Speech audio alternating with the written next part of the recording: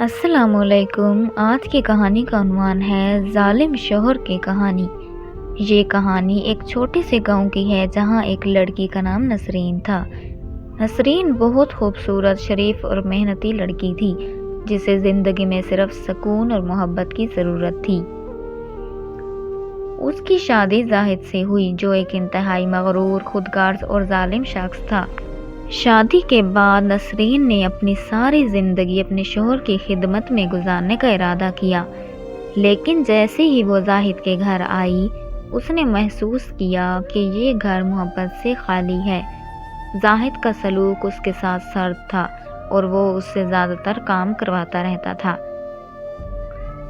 روزانہ نسرین کو کاموں میں مصروف رکھا جاتا۔ کھانا پکانے، صفائی کرنے اور دیگر تمام گھریلو کاموں کے باوجود زاہد اسے بے رحمی سے ڈانٹتا اور کبھی کبھار تشدد کا بھی نشانہ بناتا۔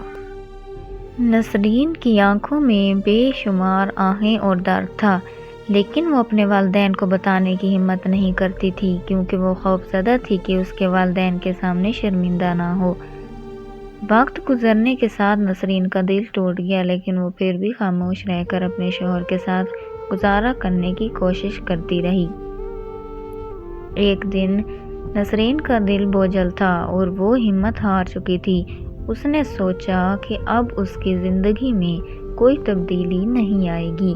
ایک رات جب نسرین روتے ہوئے اپنے کمرے میں بیٹھی تھی، اس کے دل میں دعا آئی، اللہ میری مدد کر، میں بے حد تکلیف میں ہوں۔ اسی دوران زاہد آیا اور اس نے نسرین کو دوبارہ بے رحمی سے مارا۔ نسرین کا دل ٹوٹ چکا تھا، لیکن اس نے اپنی دعا جاری رکھی اور فیصلہ کیا کہ وہ اب مزید ظلم برداشت نہیں کرے گی۔ نسرین نے آخرکار اپنے والدین کو سچ بتا دی اور اپنے شوہر سے علیحدگی اختیار کر لی۔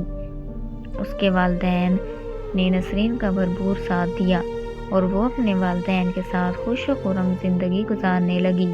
اللہ کی مدد اور صبر کے بعد نسرین نے اپنی زندگی کو دوبارہ سنبھال لیا اور وہ اب اپنی زندگی میں سکون اور خوشی محسوس کرنے لگی۔ یہ کہانی ہمیں سکھاتی ہے کہ ظلم اور زیادتی کے سامنے خاموشی اختیار کرنا کبھی بھی حل نہیں ہوتا۔